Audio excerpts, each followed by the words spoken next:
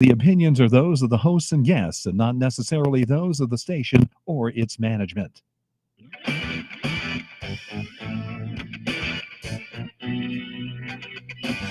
This is the Joe Mangiacotti Show. Our topics are large and small. When you really need to know, we are the show you want to know. It's time to talk to Joe. Hey, folks, good afternoon and welcome to the Wednesday edition of the Joe Mangiacotti Show. That's right. For the foreseeable future, guys, we will be doing a Wednesday show. So Monday, Wednesday, and Fridays at 1 o'clock. And, of course, we still have Sunday mornings at 6 a.m. for your Sunday morning talk block. So here today, here next Wednesday, Wednesday after, we'll at least go a couple months doing this, and we'll announce any other changes as they come. 508-871-7000 to join the conversation. That's 508-871-7000. We're also, of course, live streaming on the TuneIn app. If you don't have it on your device, it's so easy to get it. You download it and then just punch in WCRN, take us anywhere, and hit the like button or the save button so it's easy to get to. We are streaming this. I know we haven't streamed the last 2 Wednesdays or so, but since we now know that I will be on Wednesday, we do have the streaming set up to handle that, and you can watch the show as well as listen to it on my Facebook page, Twitter account, Joe Mangi, M-A-N-G-I Show, as well as YouTube channel, LinkedIn, and Twitch TV at Joe M Show. 508-871-7000. So we'll cover a few things today.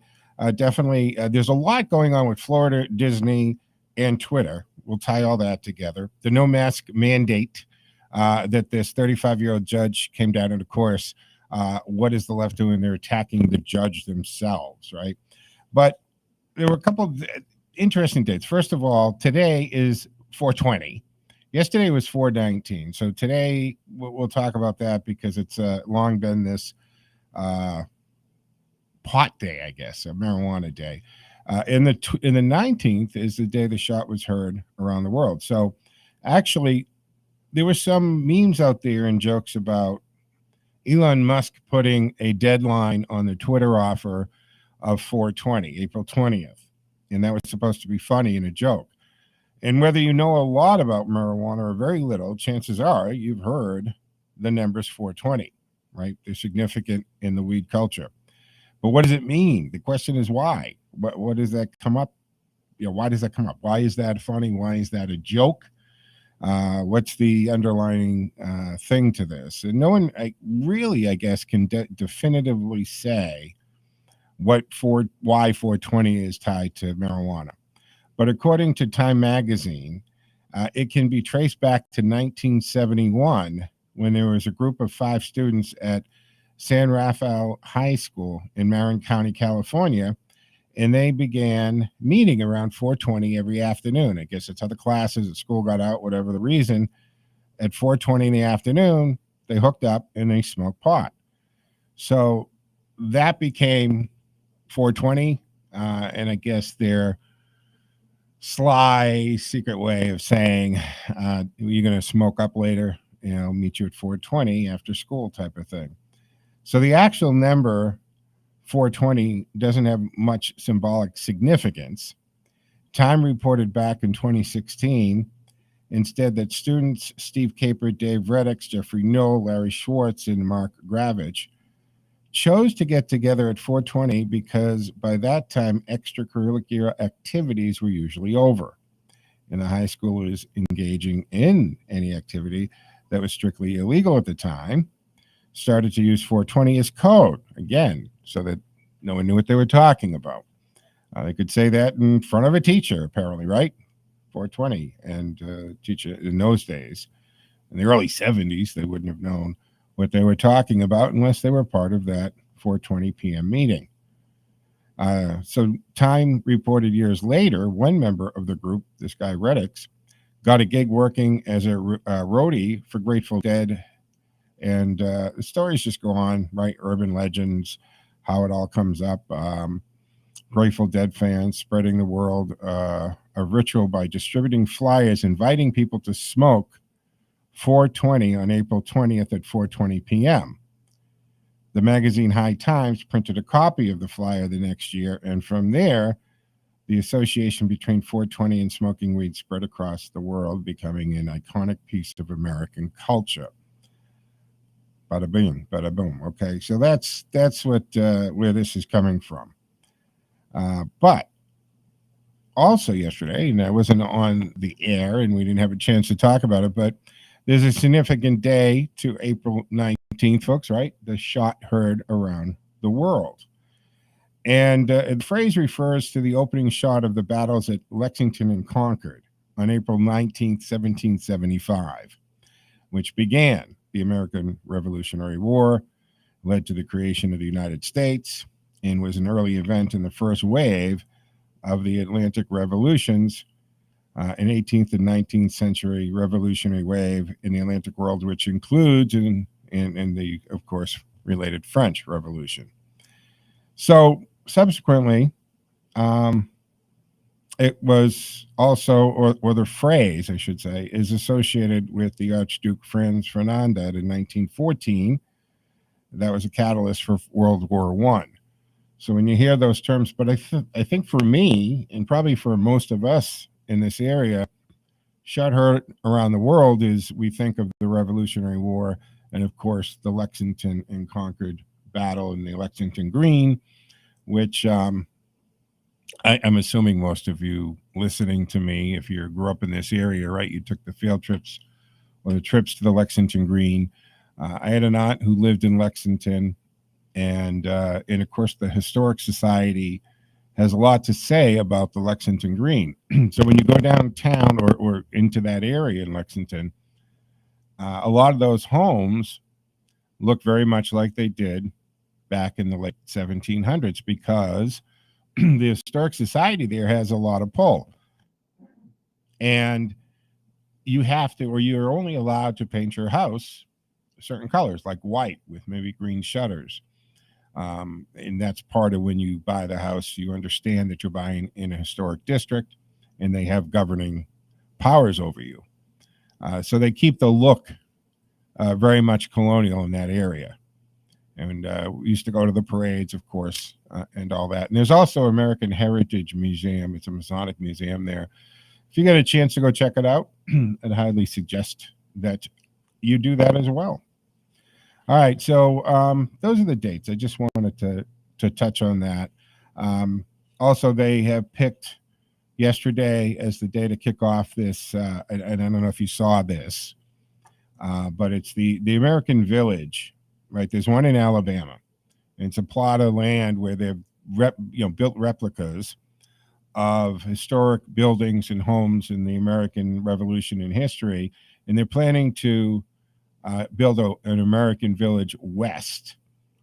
And so this, I guess, incredibly well-known and great athlete, Tom Jones, he's an older guy now, but he's running 76 consecutive marathons, by the way, to raise money for American Village West, where they'll build in Utah. And a lot of this being sponsored by Balance of Nature. And if you watch Fox at all, you know what I'm talking about. I took it myself for a while. But they're sponsoring this. He's going to run. I mean, imagine that. I mean, doing one marathon. But he's just going to do 76 marathons. Every day he's doing a marathon to go from Alabama to Utah and raise money for this village. So that's pretty cool. All right, 508-871-7000. Again, you probably figured this out by now, folks, but on the Wednesday and Friday shows, I'm solo here, so they are going to be cold calls, meaning nobody's going to be screening it and so forth. You'll call, you'll hear some clicks, and then I'll just bring you on. All right, I wanted, before we get into the break, so let's start the conversation here. A lot going on with DeSantis, Disney, and these decisions. Well, all right, so you've got DeSantis doing some great things, right? I mean, and you know that he's doing good things because he's such a target for the left. And they see the potential of Ron DeSantis. military career, very well educated, well read, smart guy. He can speak well. He's really has stood up for the people of Florida, and while doing that, he has stood up for the people of the United States. And he's a firm believer in our Constitution and our rights, including our First Amendment, as is Elon Musk. Well, a lot of this seems to tie in together, right? So we have Elon Musk, who is putting out this bid for Twitter. And again, I made reference to it earlier, right? They were making the joke about 420 with him in this bid. But the thing about this is, folks, is the board's job, and you've probably heard this term a lot lately, fiduciary, is not to be woke or have an agenda or make a political point. When you sit on a board of directors of a corporation, especially a corporation that is, in fact, a for-profit corporation, your responsibility as a board of director member is to make sure that that company makes money, as much money as it can for its shareholders, legally, ethically, and so forth. And that's one of the reasons Elon Musk turned down the invitation to sit on the board of directors. Because if he had done that, then in fact, he wouldn't be able to tweet half the stuff he does. But we got to take a break here on the Joe Mangiacotti Show Wednesday edition. We'll continue with this conversation on the other side. 508-871-7000, lines open and available again. 508-871-7000. That's how you join the conversation. And also message as well. You can do that. But we'll tie it all in together here. Elon Musk, the Twitter, the fiduciary, Florida, and then Disney sticking its corporate nose in where it doesn't belong, and how that's playing out with everything. And of course, we will get to that judge, her decision, and the left attack on her.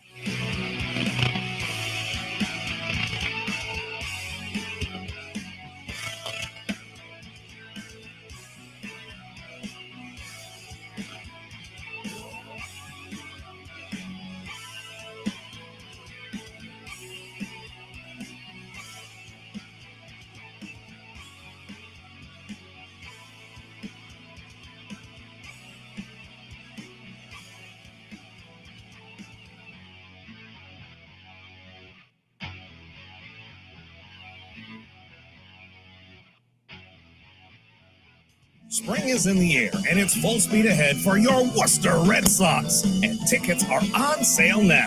Enjoy unique bobbleheads, Unibank fireworks, and magical moments for your family on the field.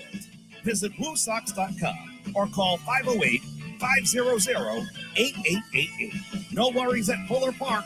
We'll see you opening day, April 12th.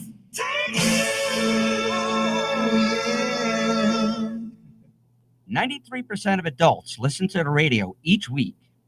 Of those exposed to radio ads, over half made a purchase. Despite how often the media reports on newer forms of advertising, it is, in fact, free broadcast radio that most effectively reaches and truly influences customers.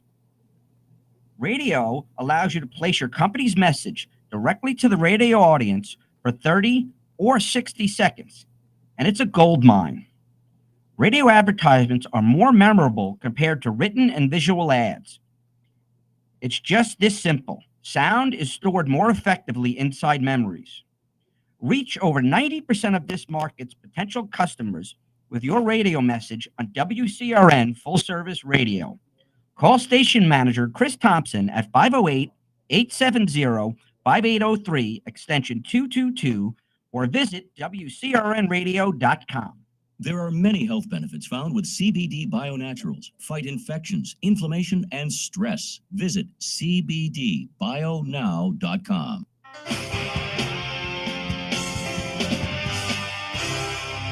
Talk about real estate, mortgages, and the economy on the Drew Mortgage Show, weekdays at noon on Full Service Radio, AM 830 WCRN. Tune in to It's the Liquor Talking on WCRN AM 830 from 11 to 1 p.m. on Saturday mornings. This is the Joe Mangiacotti Show.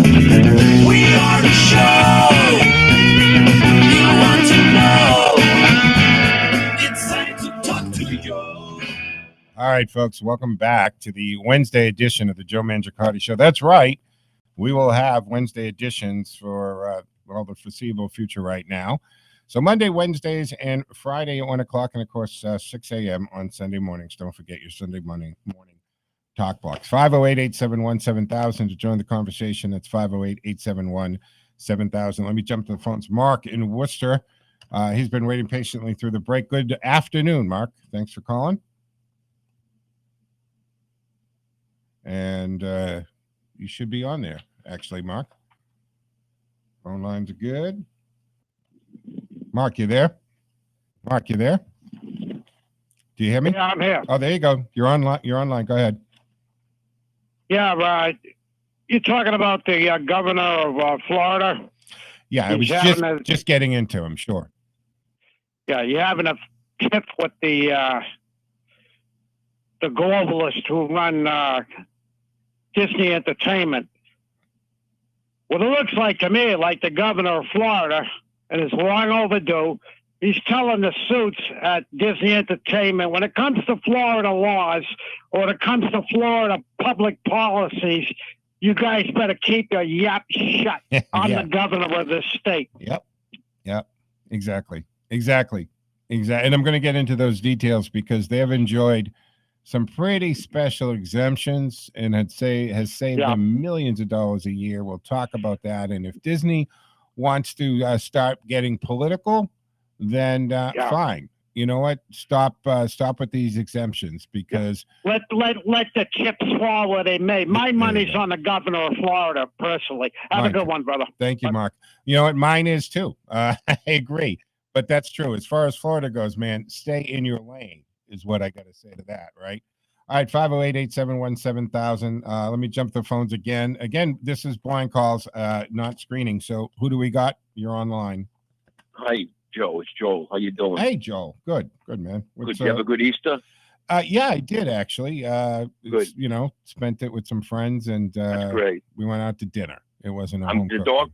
I mean, did your dog have a happy Easter? Of course he did. Oh, I love dogs. He was right there in the restaurant. But we also had brunch. Joe? Yeah. Did you lose me? Yeah. Oh, okay. I hear you now. Can you hear me? Yeah, you're fine. Yeah. It must have just been a little glitch. Joe? It did it again. Nothing's happening on the board here, so I don't know. How's your phone? Yeah, can you hear me? I can hear you. Everyone can hear you. I don't know. It cuts out. I had to look at it. I don't know what the heck I'm going to do. But listen, I'll talk quickly. Can you still hear me? No problem. Keep going. Yeah, that judge, federal judge, I give her all the credit in the world. I totally support her decision without a doubt. Well, now what about? She's getting attacked left and right now. I know I haven't set this up for the callers. I am. I'll talk about the story. She's a 35-year-old judge. Joel, yeah, I don't know what to tell you. It's got to be your phone. Everything's good on our end. Yeah. But am I back? Yeah. You haven't gone anywhere. Yeah. Eric Adams in the city, on the trains and the buses, he's still going to have the mask mandate in place. He's out of his mind. I've had enough. Yeah. I'm not going to take it anymore. I mean, and a lot of see the people news feel about that the way. new editor for the Times, Joseph Kahn? Now tell us what you're talking about. Huh? Tell us what you're talking about. Oh, I can't talk. You don't hear it. Joel, I think you're probably going to have to, call from a landline or something like that because you're fine on this end. I mean, we're hearing everything, even what you said under your breath. So we're good. I mean, everything is fine on this end. So maybe, I don't know if you even have a landline, right? A lot of people don't even have landlines. But let me touch on all those things that you are talking about and getting to. So we have all this stuff going on again with Disney, Governor DeSantis, and Twitter. And so let's tie this in for a second. Governor DeSantis passes, or the legislature passes, the parental rights bill in Florida. Governor signs it. He totes it even. And I went to the website. I downloaded a copy because I got into debates about this, and I'm like, no, let me read the bill. And the bill doesn't say, it's not a don't say gay bill. That's that's the spin that's been put on it, because the LGBTQ community, for the most part, and again, it's I deal with the LGBTQ community all the time, and I do with another show I do, and they very much act in that hive mind mentality, that when they've decided what the position is, everybody in that community has to take the same position. And the reason is that they've tagged it with this "Don't Say Gay" bill.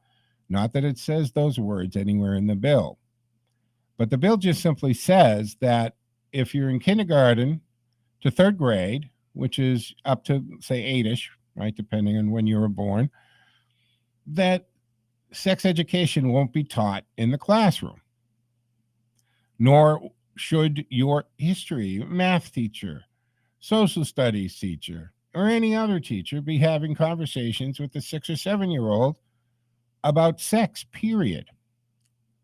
And it doesn't focus in on LGBTQ, it's just conversations about sex, period. Sexual identity, sexual curiosity, much less transgender questions. And that's all the bill says. Is don't have these conversations, don't have it in the curriculum. And if my 6-year-old starts asking questions, you divert that. Do not engage in a sexual type of conversation with a 6-year-old or a 7-year-old or an 8-year-old. And let the parent know, little Johnny, little Sally, whatever, hey, is curious and is asking these questions, and it's up to the parent. 6, 7-year-olds also, do you want 6 and 7-year-olds making decisions about their gender?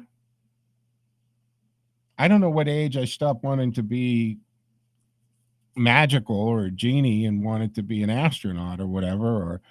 Or that's kids. We don't let kids make decisions about buying alcohol or technically cigarettes and even voting till they're 18 years old and 21 for some other things. Should they be deciding their gender at 8, 9, 10, and even 12, 13 years old?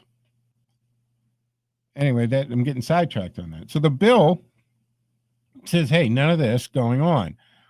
And Disney was quiet about it. They didn't say anything. Then a few people within Disney, and it's always just a few people, right? It's always just that handful of people that bullies the management, the CEO, and they reverse their decision and decide that this is not a good bill because they've got some flack within their company, and they're going to fight to destroy it and repeal it. Now, this is the same company that does business with many of the 71 countries where homosexuality is illegal, 60 of which you can be imprisoned or put to death for. They cruise to these countries, they stream their services in their country, and they will edit their content if it has anything to do with same-sex relationships or anything that is not liked by those countries. Because guess what? They have a board of directors who also have a fiduciary responsibility, and that responsibility is to make as much money for the shareholders of Disney as possible. Just like the fiduciary responsibility that's supposed to exist for the Twitter board. So Disney is sticking their nose and getting into politics. Well, Disney has enjoyed a very special relationship with Florida for many, many years. And it includes the fact that if you're in Disney World, which is Florida, and you buy some Mickey Mouse ears or whatever, that they count that as income to the big corporation where they file the taxes out of their headquarters in California. And Florida doesn't get any sales tax on that or see anything for those purchases. And also Walt, he wasn't the guy was pretty sharp and also surrounded himself with some sharp people. So when they built Disney, when they decided to land it in Florida and so forth, they kind of struck a deal that within the compound, the massive amount of land that Disney owns, that they were more or less onto themselves a town. or their own entity, and that they could build and construct whatever they needed without having to go through any local town boards, committees, building inspectors, that kind of thing. So Disney World's been free to build and construct at will whatever they needed. When they wanted to build Epcot Center, they didn't have to submit the plans to a town. They didn't have to do an environmental study. They didn't have to go through any of that, which any other company has to go through. Interesting. Don't know if you knew that. Now you do. And Ron DeSantis and of course, Elon Musk are teaming up in a lot of ways to take on powerful platform like Twitter. But Ron DeSantis has also told Disney that we're going to examine this special relationship that you've had for a very long time. And maybe it's time that we make some changes to these exemptions.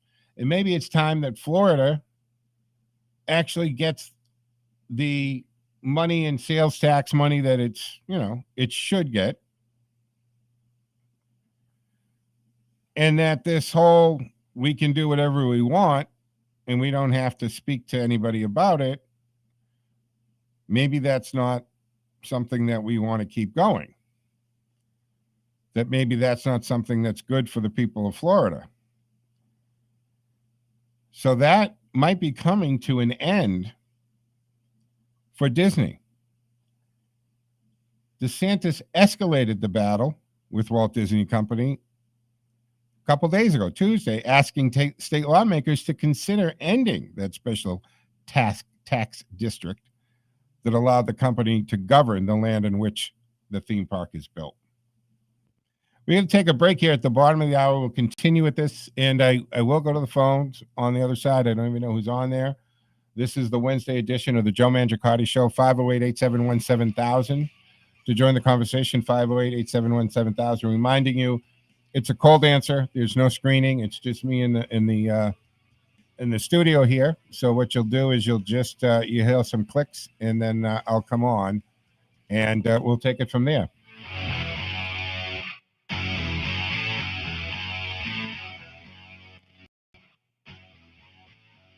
Time now for the forecast from the Boston Independence Group Weather Center. Call Jerry Doherty today at 877-772-1776.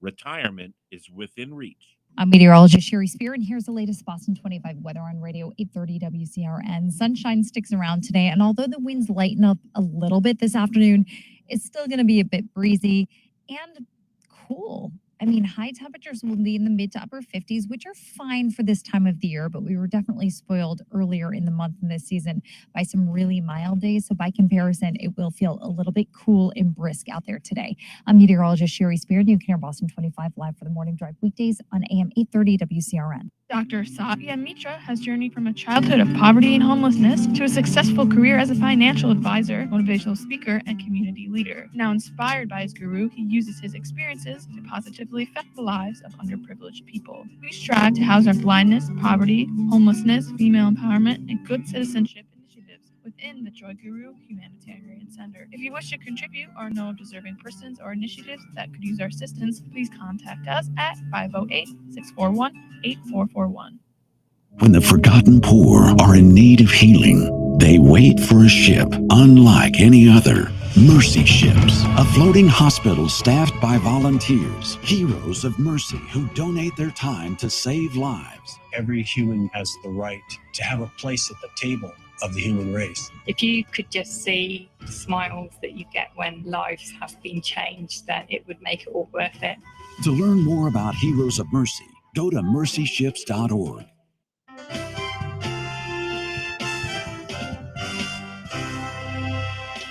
Focus on your health with the Frankie Boyer Show, weekdays at 2 on Full Service Radio, AM 830 WCRN. This is the Joe Mangiacotti Show. We are the show you want to know. It's time to talk to your All right, folks, back to the Wednesday edition here, the Joe Mangiacotti Show at AM 830 WCRN. Don't forget, we are live streaming on the TuneIn app. Just punch in WCRN, and you can take us anywhere. I'm also live streaming the show on my Twitter and Facebook, Joe Mangi, M-A-N-G guy, Joe Mangi Show. YouTube channel as well, LinkedIn, and Twitch TV. 508-871-7000. Whoever was holding, sorry, I tried to check you into the break. But if you'd like to call back, again, it's a called answer, folks, so no call screening. So I was saying, Governor DeSantis, Disney has stepped out of their lane, right? Corporations can have say, and they're perfectly, I'm good with all that. But when they start saying that they're going to mobilize and they're going to end this and so forth, that's not really the role that they have. That's not why they're incorporated. It's not part of their charter. It's not part of their existence. It's not what they do for their business. If they wanted to create a political action committee, knock yourself out. And that's what Governor DeSantis is saying. Stay in your lane. And that if you want to, act this way and get political about this, maybe we should look into this. So he's asking lawmakers to consider ending the special tax district. And this has allowed, as I said, it has allowed the company to govern the land on which its theme park does sit. Now, they could take this bill up and it could end that district. Losing the special district would be a real blow to Disney's operations in Florida because the provision exempts the company from a whole host of regulations, like I was saying, right? Tons of they just don't have it. None of that red tape, it's all gone, folks. It saves tens of millions of dollars every year with the company's finances. And people have studied this issue over years. Because Walt Disney, he writes a heck of a contract here, folks. So Governor DeSantis clashed with Disney over the company's opposition to the parental rights education bill. And, of course, the critic says don't say gay. It doesn't say it in the bill. It just bars classroom instruction on gender identity, sexual orientation for school children through grade 3. That seems reasonable. And it limits for older students material that is age appropriate. And I think a lot of municipalities in school districts should really maybe adopt some parts of this bill. And parents should be part of this discussion and know when this is going to be taught, at what grade and what's the curriculum. And then stick to the curriculum too. Now, initially, Disney remained silent on that bill back when it passed, but then the company vowed to push for its repeal. And that's when you're getting out of your lane as a for-profit corporation, guys. It also said it will fight similar bills in other states because some of their employees had a problem with it. And I have to ask again, do these employees that have a problem with this particular bill that doesn't signal out the LGBTQ community, but they still work for the company that has theme parks in or streaming to or cruise ships that land in port in countries where homosexuality is absolutely illegal? And in some of those countries, again, you can be punished not just by imprisonment, but by death. Well, Disney representatives didn't respond to the requests from the Journal, the Wall Street Journal, or anyone else that they can find. And the Reedy Creek Improvement District, the special district that includes Walt Disney World, that's what it's known as, they didn't respond to any emails or calls either. So Governor DeSantis said that he was extending the scope of the special legislative session this week on congressional redistricting to include consideration of special districts like Reedy Creek. And this is the district which was created in 1967 And it even has its own board of supervisors and fire department. And it allows Disney to oversee land use and environmental protections. So get what I just said, right? They don't have to answer to any other town or elected officials or residents or even the government, the state government. They have their own board of supervisors, their own fire department, and they don't have to deal with those environmental issues that every developer is going to come up to. This includes Disney World's 4 theme parks, the 2 water parks, a sports complex, and of course, its hotels, stores, and restaurants. The governor did thank, legislative leaders for stepping up and making sure that they make a sunset or termination of those special districts happen. Also, you have Republican rep down there, Randy Fine. He filed a bill which, under special district established prior to ratification of the Florida Constitution in '68 and not renewed, could be dissolved on June 1st of 2023. And that's all that property. That includes Disney's theme parks and resorts and all of that. So Disney and its subsidiaries, they do pay some property taxes to the counties, but the legislation would affect 5 districts across Florida. So this is, I don't know if it's a 100% response that DeSantis is going after Disney, but I've known about this Disney situation for a long time. I don't know why. I learned about it many years ago. Maybe I learned about it doing radio, doing a show or something. And I always thought it was very interesting, very smart of Walt Disney to say, we will come to Florida and we will take these just hundreds and thousands of acres, and that's it.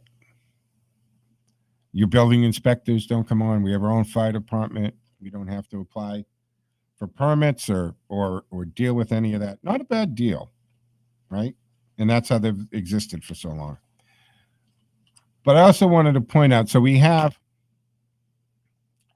Elon Musk and Governor DeSantis, who together are really 2 of the probably most high-profile champions of the First Amendment we have right now. Elon Musk has made it very clear, folks, this isn't about money. There's a principle here.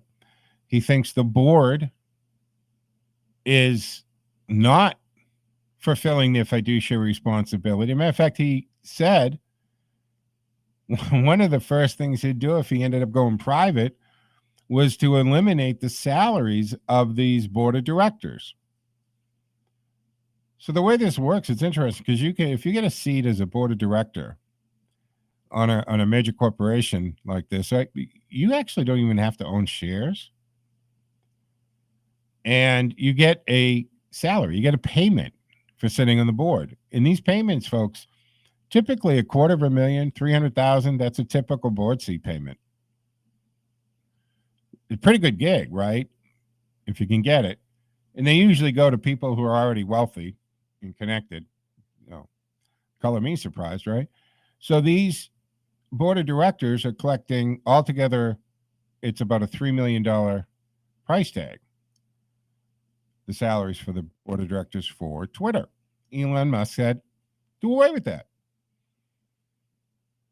They don't need a salary. That's not their role. They're not doing anything that warrants that. And so, they're loving that.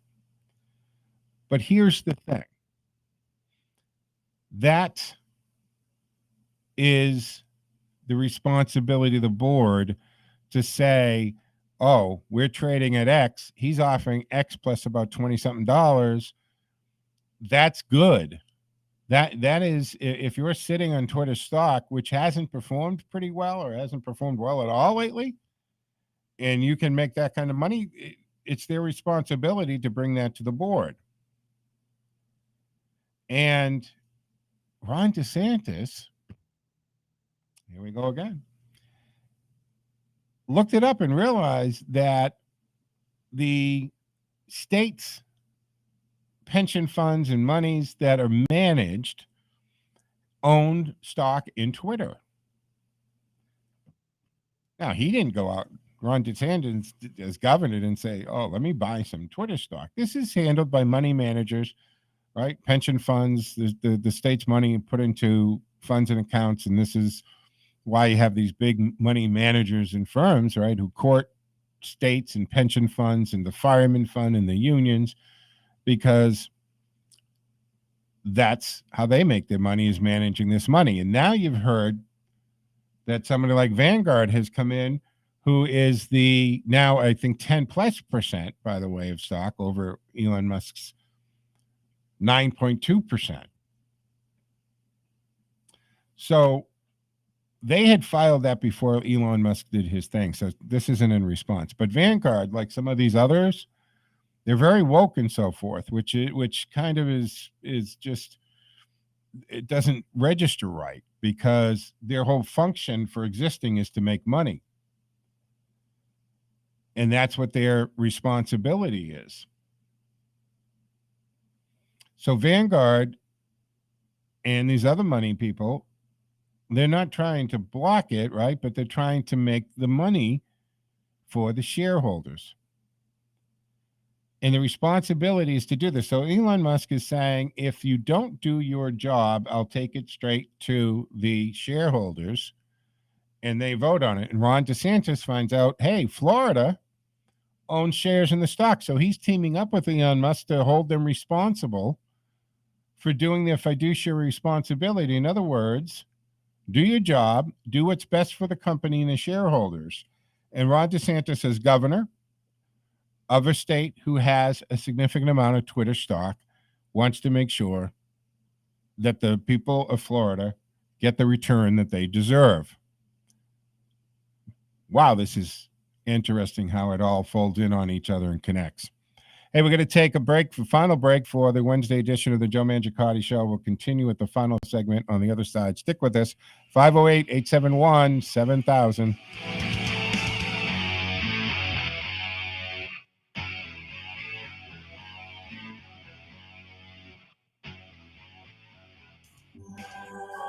In a world as crazy as ours, isn't it nice to know there's one place you can visit for hours at a time to get a dose of reality, to find out how the other half is doing? Welcome to the radio home of Howie Carr. That's me. Visit anytime between 3 and 7 p.m. weekdays.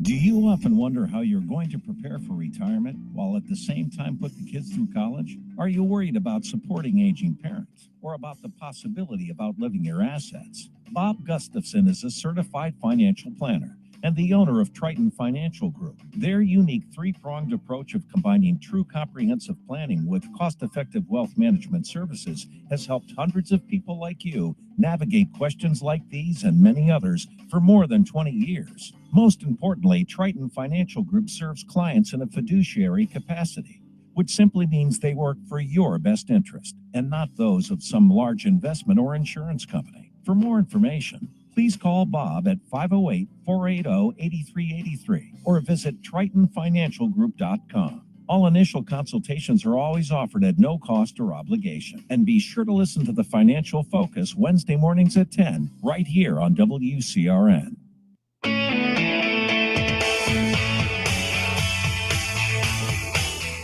Find out how you can preserve, protect, or restore your hearing with experts Peter and Alex Lee with Pro Hearing Health every Friday afternoon at 1 right here on Full Service Radio, AM 830 WCRN.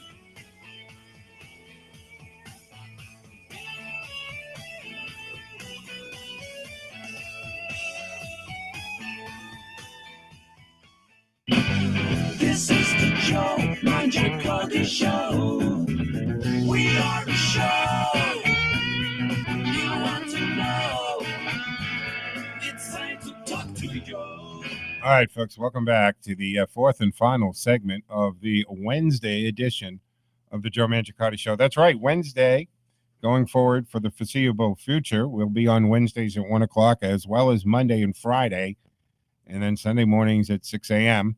And follow me on all of the social media platforms at Joe Mangi Show, M-A-N-G-I. So the final segment I wanted to address your attention to and talk about this, the mask mandate, right? We have a Florida judge who lifted this, saying, hey, it just doesn't pass any of the legal muster here. Right? First of all, the CDC didn't have the authority to do this. There was no posting in comments. In other words, she pointed out a lot of the things that a lot of people were saying 2 years ago. And if we, like we did on this show and other shows, saying, wait a minute, this feels a little overreach. It feels a little violation of just being an American citizen. Are we sure that this is copacetic here? No, it isn't. She points this out. So this federal judge who vacated the federal mask mandate for airline and public transit passengers, did you know she's only 35 years old? And right on cue, the left has decided that she's not qualified and she's too young. Of course, she's a Trump appointee, by the way. So the Times thought that was a very important detail to put out there, that she was only 35 years old. Old enough to be president. But why, again, you attack the person, right? You attack their character. You're going to attack their age. So she's not qualified. She wasn't qualified to be a judge. Her name is Judge Catherine Kimball Mazzell. And she handed down a 59-page decision. But they focused on her age rather than all of the very well thought out reasoning and clearing up a lot of this confusion that people tend to assume over COVID-19 control measures. And that's what they focus on. And this was all responding to a lawsuit challenge on an order from the CDC. And that was published on February 3rd of 2021. And she simply concluded that the rule which applied to taxis and ride-sharing services as well as airplanes, airports, public transportation systems. So this ripples through everything, folks. It just simply exceeded the CDC's authority and violated the Administrative Procedure Act. Now, what aggravates one in these situations is either it does or it doesn't. The law is there. Her age or who appointed her, that's not the point here. It's that she did her job. 59-page decision. I think that is probably very clear how she got to where she got. Now, the CDC issued its mask mandate under a provision of the 1944 Public Health Service Act. So that's where all this mask mandate authority they think came from. Was from a 1944 Public Health Service Act that authorized regulations to prevent the interstate spread of communicable diseases. Now, the law mentions inspection, fumigation, disinfection, sanitation, pest extermination, and even destruction of infected or contaminated animals or articles, as well as other measures deemed necessary. Now, when the CDC cited the same provisions to justify a nationwide eviction moratorium, right, there's another one. That sat really well with a lot of landlords across the country. The CDC has the authority to tell my tenants they don't have to pay their rent. They don't have the obligation of the contract that they assigned. Who exactly, when something like that happens, where do they think the landlord is supposed to get the money to pay the bank? Right? It's this attitude, this cavalier attitude, where the left also seems to always demonize any success. I almost said wealthy, but trust me, just because you have property doesn't necessarily mean you're wealthy. As a landlord or former landlord of rentals, it's a balancing act, folks. You're on the hook in obligation to a lender somewhere, and those rents are part of the equation to keep that obligation satisfied while you keep up the maintenance, safety, and security of your properties. It's not magical just because somebody has leverage. Before this show, right? Drew Mortgage. What is Doug Rowan always talking about? He talks about leveraging and loan to value and getting in with 3% and so forth. So just because you're a landlord doesn't mean you can stop collecting rents for years. Never mind a month or two could tank you.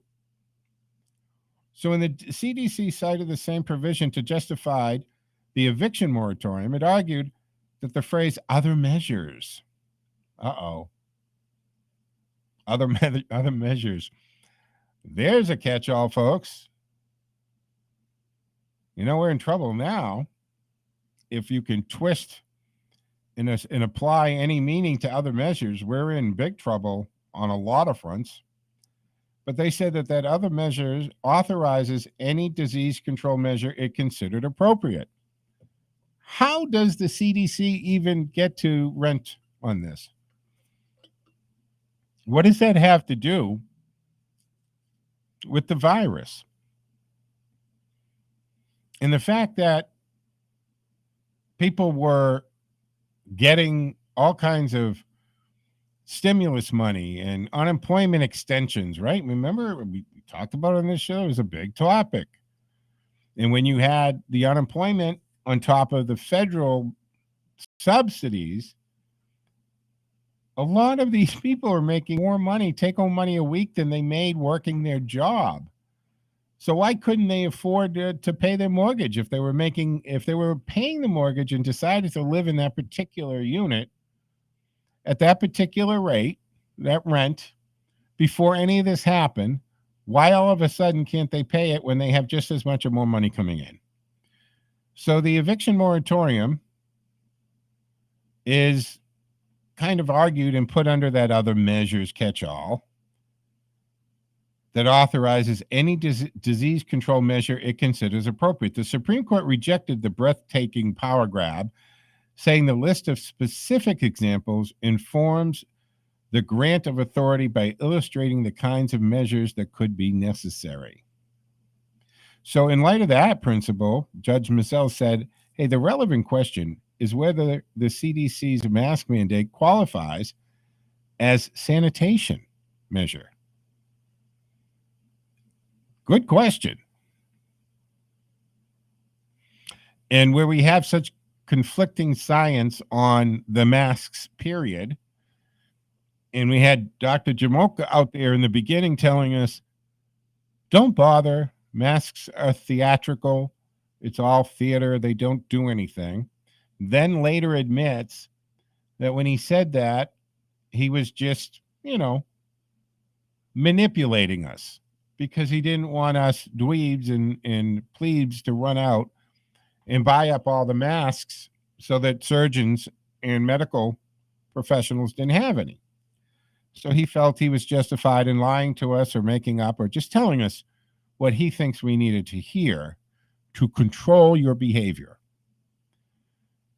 And that was way back in the beginning. And I don't know about you, but that's when I left the Fauci train.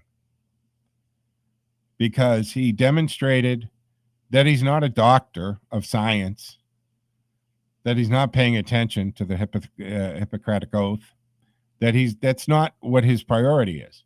He's a bureaucrat. And he'll say and do whatever he thinks he needs to say or do to manipulate you and to control your behavior. So I checked out on him at that point, folks. He's done, as far as I was concerned. So the good judge is saying, does this CDC mask mandate qualify as sanitation measure, as the agency contended, or something similar? She went on to cite 5 reasons for rejecting, reading that the context of the nearby words, the sweeping implication of the government's argument, the history of the provision's application, and the fact that it seems to be limited to property. That's another good point, Judge. What about your car payment? What about your taxes? Why land? Why is it only your rent that falls under this?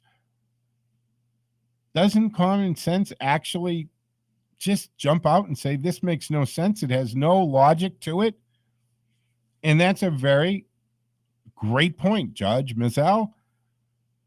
The fact that it just seems to be limited to property. But you still have to make all your other payments, credit card payments, car payments, and all that. Oh, student loans. They also got. But that's a whole nother political maneuver. And the fact that those, we don't have time to get in this. I'll get into this Friday, because that really irks me, that people who decided to go to this school instead of that school, decided to go to school in the first place and rack up this bill and signed on the dotted line, now want you to pay that bill. Well, Mizell also concluded that DCC had improperly invoked the good cause exemption of the AP's notice and comment. Now, that required notices and to be posted and that kind of thing, but we don't have time. This is the end of the show, so we're going to wrap up the Wednesday edition. Thank you for joining me every Wednesday now from 1 o'clock to 2 o'clock. I'll be back actually tomorrow morning for Political Thursday at 10 o'clock, and then Friday at 1 o'clock for the Friday edition of the Joe Mangiacotti Show right here on AM 830 WCRN.